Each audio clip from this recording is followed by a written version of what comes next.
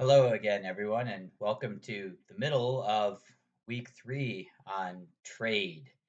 Um, Apologize for this being a bit late. I'm just back from a conference which I'd mentioned in Boca Raton, consortium of international business educators, where we spent the weekend sharing best practices in doing international business education, which is one of my big passions, as you know. And unfortunately, my plane was delayed on Monday and got back a bit late. So a couple of housekeeping matters. First of all, a very warm welcome to Dr. Alicia Newhouse. Aloha, as Alicia is in Hawaii, and I'm sure you'll be hearing quite a bit more from her. So we're very pleased to have her join the team as our coach, and she'll bring her deep experience in operations and business ethics and other fields to help you along with your work and help our class and contribute to the class. Second matter is for your groups. We said we like, I think most of you are in groups now, like you to be in groups by the end of this week. And as I said, your topic doesn't have to be nailed down quite yet. Um, and Alicia's set up some convenient tools which you can utilize if you like in Canvas. I would just uh, encourage it, require all of you to please make sure that you're communicating on the same platform. It's up to you how you do your intergroup communications, but make sure that everyone is in the loop. That's very important on this. The other thing on that is I noticed some of you are doing, say, Sony in Japan or Boeing in the US. Those are fine, but remember that the idea with this is to pick a global challenge facing an organization and define it and come up with solutions. So the easiest way to do this is say, okay, what challenges is Sony, say Sony's PlayStation unit facing in Saudi Arabia, right? Pick a foreign market, or what challenges are they facing in the console gaming market in Mexico or in the US, right? That's fine, but not focusing on Japan. Same thing if you do Boeing, how do they continue to sell planes to the UAE when faced with competition from Airbus and a potential rising competitor out of CAIC in China whenever that comes along, which it inevitably will. So the idea is, I think, to really start with your punchline, right?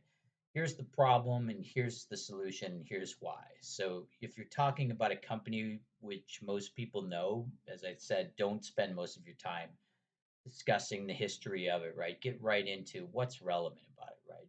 We all know Boeing. Here's a quick history, but here's how they're active in this market, and here's the challenges they're facing.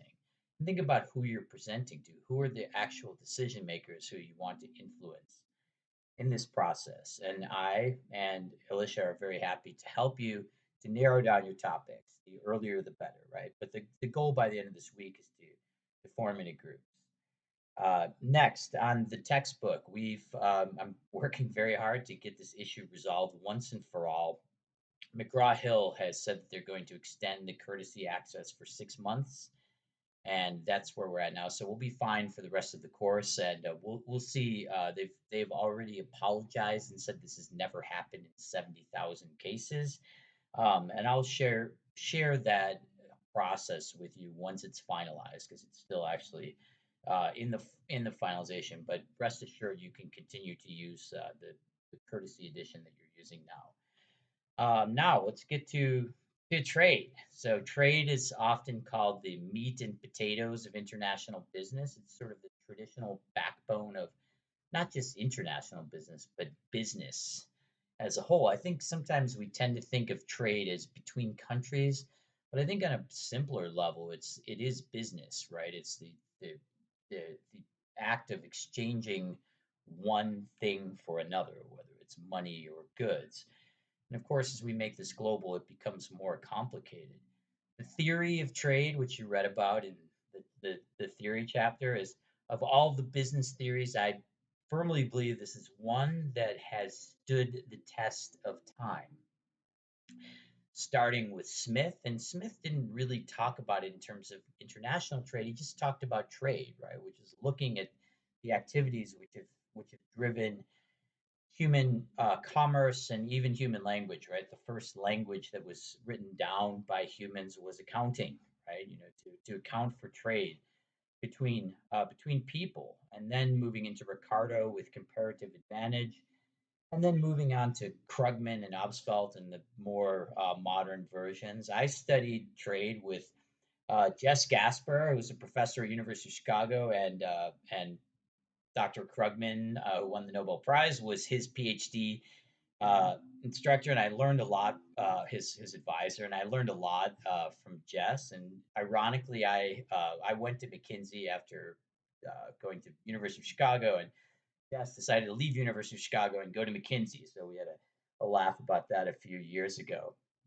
But this is all sort of the theory, and the theory works very well until governments intervene, which is what the next chapter is about, and they always do, right? They inevitably do in some form or another.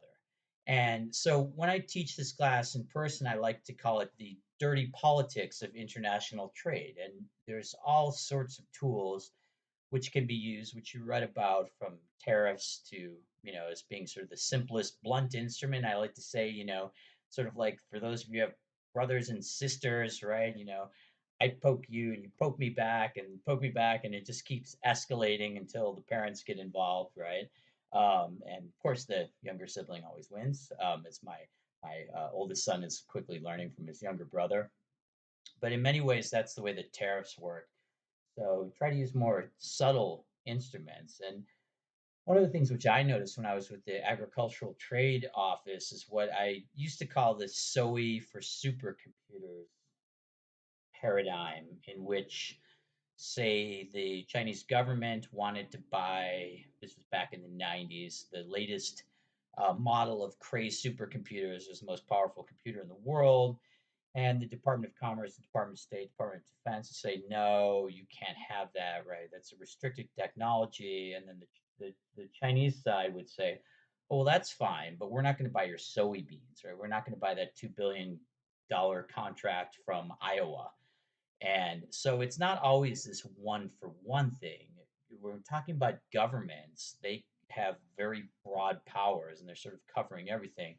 And I've updated this. I mentioned this for those of you who attended the Chinatown Hall, to the Idaho case, which is very clearly potato chips for microchips, right?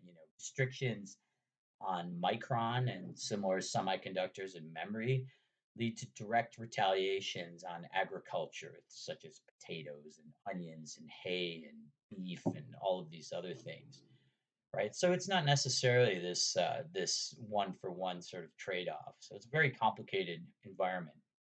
And of course, now we're facing the slowdowns of COVID. We'll talk later about supply chains, which is obviously the most popular topic sort of going into the semester. And then there's another sort of mega trend going on of what's happening with 3D printing and the ability to transfer copyrights. We'll look at that when we start to think about intellectual property, right? You can say, okay, you don't necessarily have to ship it by container or by air.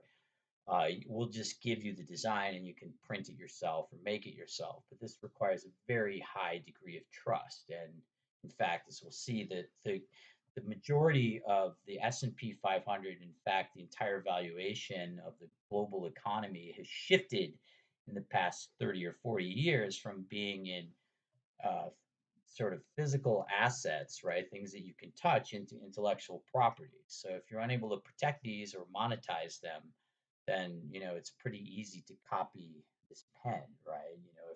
If you know the design. So that's sort of the world that we're working in. So I posted the top 3 current events. We'll pick another 3 winners this week. Look forward to your work, and we'll see you soon.